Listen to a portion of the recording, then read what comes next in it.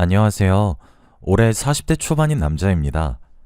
지금 저는 평범한 공무원 일을 하고 있고 제 인생에 굉장히 만족해요. 평생 평범한 인생만 살아오던 저에게 어느 날 영화에서만 나올 법한 일이 일어났습니다. 지금 생각해봐도 어떻게 저에게 이런 일이 생겼나 싶을 정도로 놀라운 일입니다. 다들 저의 이야기를 들으시고 평범하게 사는 것이 얼마나 어려운지 아시길 바랄게요. 아내와 저는 아주 행복한 연애를 끝으로 결혼을 하게 되었어요. 주위에 반대도 없었고 많은 사람들의 축복 속에서 결혼식을 올리게 되었죠. 저를 사랑해주는 여자와 가족이 되었다는 생각에 더할 나위 없이 행복했습니다. 결혼식이 끝나고 저희 부부는 외국으로 신혼여행을 갔고 며칠 후 신혼집으로 들어갔어요. 그날 신혼집 첫 입춘날이라 저희 부부는 굉장히 들떠 있었고 앞으로는 행복한 날들만 있을 줄 알았습니다. 저희 둘 다 여행을 갔다 오느라 짐 정리하느라 바빴고 정신없이 하루를 보내고 있었어요. 그런데 그때 저희 집으로 퀵이 왔습니다. 아직 짐 정리가 덜 끝난 저를 대신해 아내가 나갔고 저는 아무런 의심 없이 계속해서 짐 정리를 하고 있었죠. 그런데 제가 짐 정리가 끝날 때까지 퀵을 받으러 간 아내가 안방으로 들어오지 않더라고요. 무슨 일인가 싶어 아내를 부르며 현관문 쪽으로 걸어갔는데 아내가 저를 보자마자 퀵으로 받았던 걸 자신의 몸 뒤로 숨겼습니다. 무슨 퀵이냐고 물어봤지만 아내는 별거 아니야 라며 자리를 떴고 저는 궁금하지만 물어보지 않았죠. 그러면서 아내는 앞으로 퀵이 오면 자신이 먼저 열어볼 테니 절대 제가 먼저 열어보지 말라고 했습니다. 저는 영문도 모른 채 그렇게 하겠다고 했고 아내는 퀵으로 받은 것을 바로 쓰레기통에 버렸어요. 도대체 뭐길래 아내가 저렇게 당황해하는 거지? 궁금하긴 했지만 아내가 생각이 정리되면 저에게 다 알려줄 거라고 생각해 일일이 캐묻지 않았고 기다리기로 했어요. 저희의 본격적인 신혼생활은 너무 행복했고 더할 나위 없었습니다. 서로밖에 몰랐고 시간이 이대로 멈췄으면 좋겠다 싶을 정도였으니 말이죠. 그런데 딱 한 가지가 거슬렸어요. 바로 퀵입니다. 저번에 한 번 퀵이 오고 나서 그 뒤로도 계속 저희 집으로 배달이 왔어요. 그런데 항상 오는 시간이 아내가 집에 없을 때였어요. 아내가 어디를 나가고 저 혼자 집에 있을 때만 퀵이 왔죠. 저번에 아내가 저에게 신신당부한 것처럼 저는 아내가 열어볼 때까지 열어보지 않았습니다. 궁금하긴 했지만 제가 먼저 연 것으로 신혼 때 싸우기 싫어서 일부러 열지 않은 것도 있죠. 아내가 집에 돌아오면 퀵이 또 왔다고 아내에게 주는데 아내는 항상 화장실같이 비밀스러운 곳에서 퀵을 열어봤고 그것들을 쓰레기통에 바로 버렸습니다. 도대체 어떤 물건이길래 바로 쓰레기통에 버리는 건지 너무 궁금했죠. 아내가 언젠간 말해줄 거라고 굳게 믿은 채 바보같이 계속해서 기다렸습니다. 그런데 어느 날이었어요. 여느 때와 다름없이 퀵이 왔고 그날은 아내에게 퀵이 왔다고 말을 한 뒤 저는 잠에 들려고 했습니다. 안방에서 저는 잠을 자려고 누웠었고 아내는 거실에 있었죠. 잠을 자려고 누웠는데 밖에서 아내가 누군가와 전화하는 소리가 들렸습니다. 아내는 제가 자는 줄 알았는지 목소리를 크게 냈고 저는 아직 잠에 들지 않았기에 아내의 대화 소리를 다 들을 수 있었죠. 그런데 아내가 하는 말이 되게 이상했어요. 이렇게까지 해야겠어? 내가 조금만 기다려달라고 했잖아. 금방 정리한다고. 이렇게까지 내 남편한테 우리 관계를 알리고 싶어? 내가 나중에 다 말할 테니까 기다려 좀. 저는 왠지 모르게 싸한 기분이 들었고 무언가 잘못되어 가고 있다는 느낌을 받았습니다. 그 전화 내용을 듣고 저는 퀵을 제가 열어봐야겠다는 생각이 들었어요. 아내에게는 평소와 똑같이 행동을 했고 전화 내용에 대해서는 언급도 하지 않았습니다. 그저 하루하루를 퀵이 오기만을 기다렸죠. 그런데 한동안은 그 퀵이 오지 않다가 몇 달 뒤 저희 집으로 퀵이 배달 왔어요. 그때도 아내가 집에 없었을 때였고 저는 쉼호흡을 수없이 하고 열어보았습니다. 그런데 그 박스 안에 담겨있던 내용물은 충격 그 자체였어요. 바로 아내의 불륜 현장이 잔뜩 담긴 사진들이 있었거든요. 그리고 호텔 열쇠도 있었습니다. 왠지 모르게 저를 그곳으로 초대한 듯한 느낌이었죠. 두 손이 벌벌 떨리고 숨이 제대로 쉬어지지 않았습니다. 누군가 저를 보여주기 위해서 이렇게 퀵을 보냈다고 생각하니 너무 소름 돋았거든요. 그리고 아내가 매번 퀵을 받았을 때마다 이런 사진들이 있어서 찢어버린 거였죠. 모든 상황이 퍼즐 조각처럼 맞추어지는데 정신이 제대로 차려지지 않았습니다. 박스 안에 있던 사진들은 아내가 다른 남자와 같이 찍은 셀카, 그리고 호텔에 같이 들어가는 장면뿐만 아니라 카톡 대화 내용까지 모든 증거가 다 있었어요. 아내가 반박도 할 수 없게 빼도 박도 못한 내용들이었습니다. 결혼한 지 얼마 되지도 않았는데 아내가 다른 남자와 함께 있는 상상을 하니까 피가 거꾸로 솟는 기분이었죠. 그리고 저는 그 호텔 키를 받고 어떻게 해야 하나 수없이 고민했습니다. 아내를 초대한 것일지 아니면 저를 초대한 것일지 생각했죠. 그런데 그때 아내가 거실에서 어떤 사람과 전화통화를 했던 내용이 생각났어요.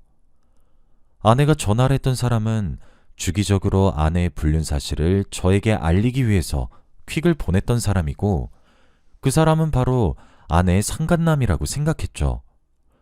이 호텔로 가면 상간남이 있을 거라고 확신했습니다.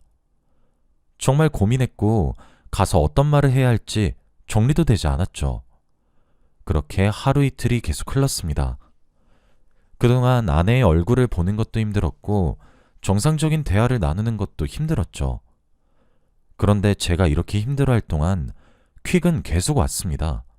이틀 주기로 저에게 왔고 박스 안에 들어있는 물건은 점점 세졌어요. 아내가 제 욕을 하는 카톡 내용도 복사해서 있었죠. 아마 제가 그 박스들을 다 열어보는 걸 알고 조롱하기 위해 점점 높여가는 것 같았습니다. 저는 도저히 참을 수 없었어요. 대체 어떤 사람이길래 저를 이렇게 쥐었다 폈다 하는 건지 확인해보고 싶었습니다. 그리고 그때 넣어준 호텔 방키를 가지고 그 호텔로 갔죠. 호텔은 607호였고 그 방은 장기 숙박고객이라고 했습니다. 딱 봐도 번지르르하고 좋아 보이는 호텔이었죠. 저는 쉼호흡을 하고 방으로 들어갔습니다. 그 호텔은 굉장히 컸고 화려했어요. 사람들이 수십 명이 들어가도 남을 정도로 말이죠. 그런데 그 큰 장소에 딱 한 명의 남자가 있었습니다. 딱 보자마자 저 새끼구나 라는 말이 머릿속에 떠올랐죠. 그 남자는 저를 보고 뚜벅뚜벅 걸어왔습니다. 그리고 저한테 술 한 잔을 주더라고요. 한 잔 하실래요? 저는 기가 차서 말이 나오지 않았고 그 술잔에 들어있는 양주를 그 남자 얼굴에 뿌려버렸습니다. 그 남자의 얼굴은 양주로 범벅이 되었고 통쾌했죠. 하지만 그 남자는 웃으며 자신의 얼굴을 닦았고 저에게 말을 했습니다. 꼴에 자존심은 있나 봐요. 여기서 당신 와이프랑 계속 만났는데 어때요, 기분이? 제가 보낸 킥들 잘 받았죠? 저는 당신 와이프랑 잘 될 생각 없어요. 그저 당신이 너무 바보 같아서 알려주고 싶었어. 그 여자 보통 아니니까 너무 마음 주지 말아요. 주먹에 미친 듯이 힘이 들어갔고 당장이라도 한 대 치고 싶었습니다. 조금이라도 저를 건들면 주먹이 날아갈 기세였죠. 그런데 그때 그 방의 문이 열렸습니다. 그리고 누군가 들어왔죠. 방문을 열면서 자기 나왔어 라는 코 앵앵거리는 소리가 들렸고 그 여자는 바로 제 아내였습니다. 저와 아내는 눈이 마주쳐서 둘 다 기겁을 했고 상간남은 TV라도 보는 듯이 배꼽을 잡고 웃고 있었어요. 아내는 여보 라며 제 앞으로 와서 무릎을 꿇고 싹싹 빌었습니다. 자신이 다 잘못했다며 제발 한 번만 봐달라고 말이죠. 옆에서 아내의 상간남은 소파에 다리를 꼬고 앉아 재밌는 광경이라며 깔깔대며 웃고 있었고 앞에서 아내는 무릎을 꿇고 미안하다고 사과를 하고 있는 그 상황이 정말 싫었습니다. 기분이 더러웠고 당장 그 남자를 때려 죽이고 싶었죠. 저는 당장 이혼을 하자고 했습니다. 더 이상 아내를 못 믿을 것 같았거든요. 그리고 한번 바람을 피웠다고 또 안 핀단 보장도 없고 말이죠. 아내는 제 입에서 이혼이란 말이 나오니 더 싹싹 빌며 안 된다고 했고 호텔방을 나가려는 제 바지가랑이를 붙잡았습니다. 저는 어떻게든 아내를 떼어놓으려고 안간힘을 썼는데 아내가 그 순간 충격적인 말을 했어요. 나 임신했어. 그 순간 저는 아무런 생각도 들지 않았고 머릿속이 새하얘졌습니다. 아내는 무조건 제 아이라고 했고 낳고 싶다고 했죠. 아이 때문이라도 이혼만은 안 된다며 제발 한 번만 기회를 달라고 애원했습니다. 저는 그 뒤로 함부로 이혼이란 이야기를 꺼낼 수 없었어요. 정말 바보 같지만 이혼을 보류하기로 했습니다. 아내가 제 아이라고 확신을 하니 가차없이 떠날 수도 없는 노릇이었거든요. 그날 이후 아내와 저는 어색하긴 했지만 그래도 아이를 위해서 부부 행세를 하며 살았습니다. 아내는 그 상간남과 관계가 끝났다고 했고 가정에 충실하게 살 거라고 약속했어요. 다시는 저를 실망시키지 않겠다고 하면서 말이죠. 저는 아내의 말을 완전히 믿진 않았지만 그래도 기회는 주려고 했습니다. 아내를 사랑하지는 않지만 그래도 아이만 태어나면 미운정으로라도 살아갈 순 있을 정도였죠. 그렇게 몇 달 동안 아내와 함께 뱃속에 있는 아이만 기다리면서 살았어요. 막달이 다 되어갈 때쯤 잊고 있던 퀵이 배달왔습니다. 그 사건 이후 한 번도 저희 집으로 퀵이 온 적이 없었는데 정말 오랜만에 받아본 것이었어요. 저는 아내 몰래 혼자서 그 박스를 열어봤고 그 안에는 놀라운 것이 있었습니다. 바로 아내의 상간남이었던 사람이 결혼을 한다는 청첩장이었어요. 그것을 보자마자 어처구니가 없었고 남의 가정을 흔들어 놓고 혼자서 잘 살겠다는 걸 보고 화가 났죠. 당장이라도 그 남자와 결혼할 여자를 찾아가 모든 사실을 다 알려주고 싶었습니다. 그 사건 이후로 복수도 제대로 못했으니 이참에 제대로 복수를 해야겠다고 다짐했죠. 그리고 저는 계획을 세웠습니다. 바로 아내의 상간남과 결혼하려는 여자를 제가 꼬시기로 말이죠. 말이 쉽지 정말 힘든 거 잘 압니다. 그런데 저는 그만큼 그 남자가 불행하기를 간절히 바라고 있었고 어떻게든 복수하고 싶었어요. 저는 그 남자의 결혼식이 될 때까지 이를 갈고 기다렸습니다. 그리고 당일날 저는 그 남자가 입장할 때 남편 측에 앉아 유유히 그 사람을 지켜봤어요. 해맑게 웃으며 걸어오던 그 사람은 앉아있는 저를 보고 표정이 급격히 굳어졌고 저는 다리를 꼬고 팔짱을 낀 채 그 사람을 향해 비웃고 있었죠. 그리고 그 사람은 결혼식을 하는 와중에도 저와 수없이 눈이 마주쳤습니다. 결혼식 후 사진을 찍을 때도 그 남자와 가장 가까이 서서 찍었어요. 친한 지인들을 다 제치고 그 사람 바로 옆에 찰싹 붙어 해맑게 결혼사진을 찍었죠. 그리고 그 남자의 귀에 대고 말을 했습니다. 기다려. 아직 시작도 안 했어. 내가 당한 만큼의 딱 10배로 돌려줄게. 이 말을 한 뒤 저는 뷔페까지 야무지게 먹고 집으로 돌아갔습니다. 저는 그날 이후 그 남자의 아내 옆에 접근했어요. 상간남이 가지지 못한 기질들을 제가 다 가진 척을 하며 심적으로 그녀의 많은 위로가 되어주기로 했습니다.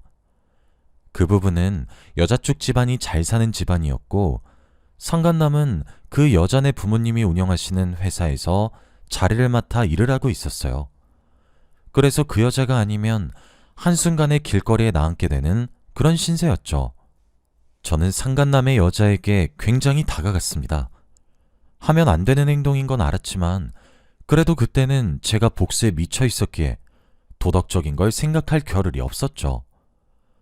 그녀가 자주 다니는 커피숍에 취직을 하여 친해지기도 하고 그녀의 퇴근 시간에 맞춰서 자주 만날 수 있게 제가 다 계획을 했습니다.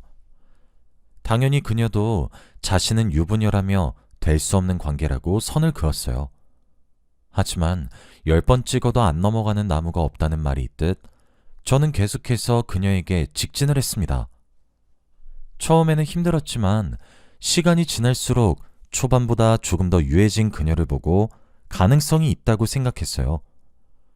집에서 아내는 거의 만삭에다가 출산이 임박했지만 저는 가정에 소홀했습니다.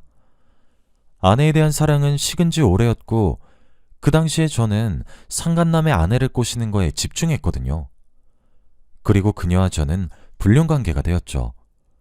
정말 급속도로 발전한 관계였고 저도 처음이라 굉장히 조심스러웠습니다. 그리고 아내가 불륜을 저지르고 다녔을 때 이런 스릴감이었나? 하는 감정이 느껴졌죠.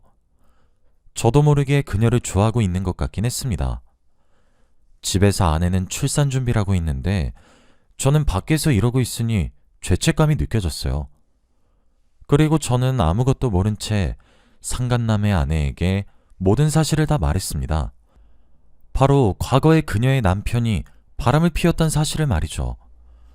하지만 저는 제 아내와 바람을 피웠다는 건 숨겼습니다. 상황이 잘못될 것 같아서 말이에요. 하지만 그녀는 놀라지도 않았습니다.